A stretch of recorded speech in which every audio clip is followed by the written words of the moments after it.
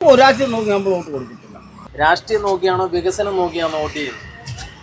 നമ്മളെ ആള് ഒരുമാതിരി നല്ല ഇതായിട്ട് പ്രവർത്തിച്ച് ചെയ്യുന്നവർക്കാണ് കൊടുക്കും, അത്രയേ ഉള്ളൂ. ഈ കഴിഞ്ഞ 5 വർഷത്തെ പ്രവർത്തനം എങ്ങനെ ഉണ്ടായിരുന്നു? അത് നമുക്ക് അത് കണ്ടു പറയാനുള്ളതേ ഉള്ളല്ലോ.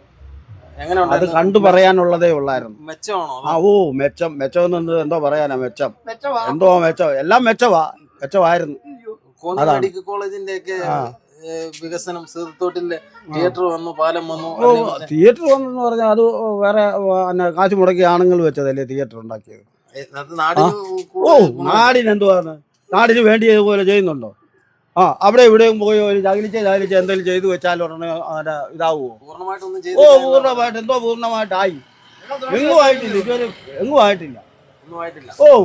അതെ, ഇങ്ങനെ പഴുക പരുവത്തിന് കിടക്കുക. നമുക്കതേ പറയാനുള്ളൂ. രാഷ്ട്രീയം നോക്കി നമ്മൾ വോട്ട് കൊടുക്കത്തില്ല, ചെയ്തില്ല. ഞാൻ രാഷ്ട്രീയം നോക്കി വോട്ട് കൊടുക്കത്തില്ല. വികസനം നോക്കിയാണ്. വികസനം നമ്മൾ ഉദ്ദേശിക്കുന്ന രീതിയിലില്ല, എല്ലാം തുടങ്ങി വെച്ചിട്ട് ഒന്നും പൂർത്തീകരിച്ചിട്ടില്ല. ഇല്ല, അത് ഇലക്ഷൻ ആയ സമയത്താണ് ഊർജ്ജമായ രീതിയിൽ അങ്ങോട്ട് തുടങ്ങിയത് തന്നെ.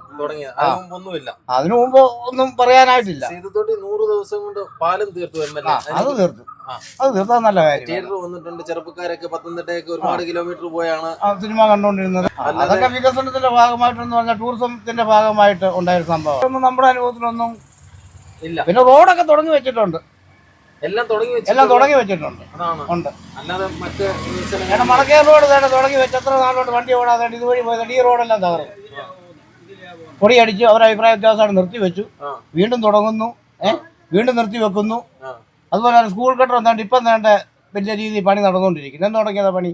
അതുപോലെ തന്നെ താഴെ ഒരു ആസ്പത്രി, ആ റോഡ് ഇപ്പൊ കോന്നി റോഡെല്ലാം വികസനത്തിന്റെ പേരിലെല്ലാം മാന്തി പറിച്ചൊക്കെ ഇട്ടിട്ടുണ്ട്. ഇനി എന്ന് തീരും, എന്തെങ്ങനെ തീരുമെന്നുള്ളത് നമുക്കറിയത്തില്ല. അതിനെപ്പറ്റി വന്യജീവി ശല്യത്തിൽ നിന്ന് രക്ഷപ്പെടാൻ വേണ്ടി അധികാരികൾ എന്തെങ്കിലും ചെയ്തിട്ടുണ്ടോ? ഒന്നും ചെയ്തതായിട്ട് നമ്മുടെ അറിവിലില്ല. ഒന്നുമില്ല. അപ്പം നമ്മുടെ അറിവിലൊന്നുമില്ല. ഇനിയും ഭരണ തുടർച്ച വരണമെന്നാണ് പറയുന്നത്. അതിനെക്കുറിച്ച് എന്താണ് പറയുന്നത്? ഒരിക്കലും നമ്മളെ ഉദ്ദേശിക്കുന്നില്ല. കോൺഗ്രസിന്റെ സ്ഥാനാർത്ഥി നിർണയമൊക്കെ വൈകി എന്ന് പറയുന്നു. പ്രതീക്ഷിച്ച സ്ഥാനാർത്ഥികളല്ല വന്നതെന്ന് പറയുന്നു. അത് ബാധിക്കുമോ? നമ്മളെ അത് ബാധിക്കത്തില്ല. ഇല്ല.